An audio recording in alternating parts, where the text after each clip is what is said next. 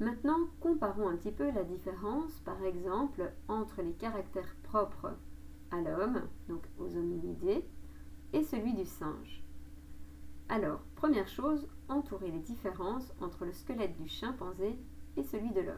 De nouveau, je vous encourage à mettre pause, de faire l'exercice et puis de remettre en avant la vidéo. Première chose que l'on peut constater, c'est qu'effectivement, ici, la posture est verticale pour l'être humain, tandis qu'elle ne l'est pas vraiment pour le gorille, ou le chimpanzé. Donc, qu'est-ce qui va se passer? Première chose, l'homme marche bien sur ses deux pieds, tandis qu'on constate que le chimpanzé, lui, marche à quatre pattes. Ensuite, la colonne vertébrale de l'être humain va être formée par quatre courbures.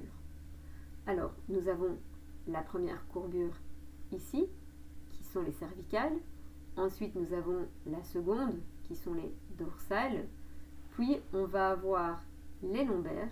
Et pour terminer, les vertèbres sacrées qui se trouvent ici. Et donc, nous avons bien quatre courbures dans notre colonne vertébrale. Alors, attention, notre colonne vertébrale, ce n'est pas un bâton tout droit.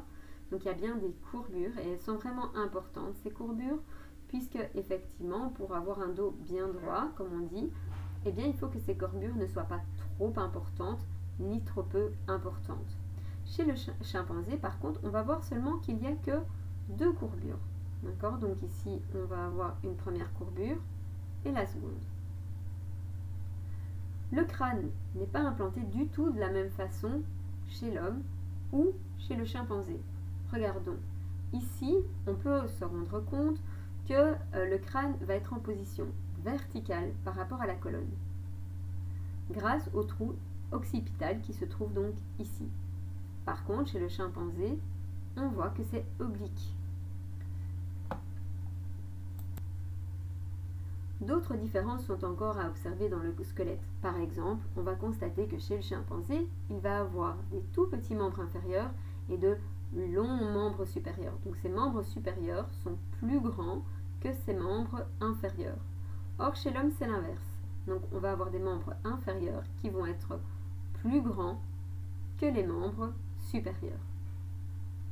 Alors, on va retrouver aussi la forme du bassin qui va être différente chez l'homme et chez le chimpanzé.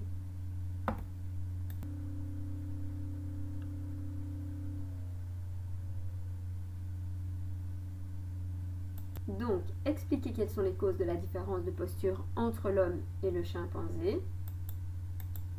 L'homme marche ses deux pieds bipédie, tandis que le chimpanzé est à quatre pattes.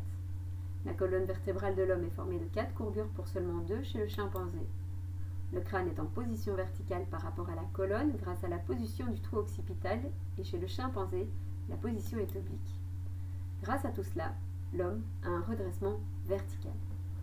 Qu'est-ce qu'on peut constater comme différence de proportion entre les membres inférieurs de l'homme et ceux du chimpanzé?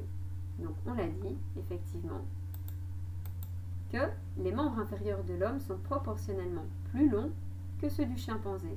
Et inversement, donc effectivement, les membres inférieurs du chimpanzé sont proportionnellement plus courts que ceux de l'homme. Que constates-tu comme différence entre le gros orteil de l'homme et celui du gorille?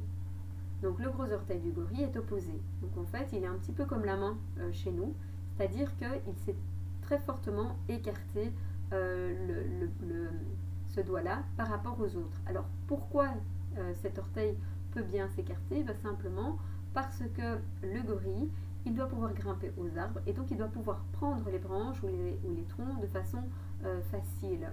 Donc effectivement, il va pouvoir très facilement prendre des objets avec ses pieds. Alors, qu'est-ce qu'on constate comme différence de proportion entre les membres supérieurs de l'homme et ceux du chimpanzé? Les membres supérieurs de l'homme sont proportionnellement plus courts que ceux du chimpanzé. Mais donc, il sera encore mieux de comparer leurs membres supérieurs par rapport à leurs membres inférieurs, de dire qu'effectivement, les membres inférieurs de l'homme sont proportionnellement plus longs que leurs membres supérieurs, et inversement pour le chimpanzé.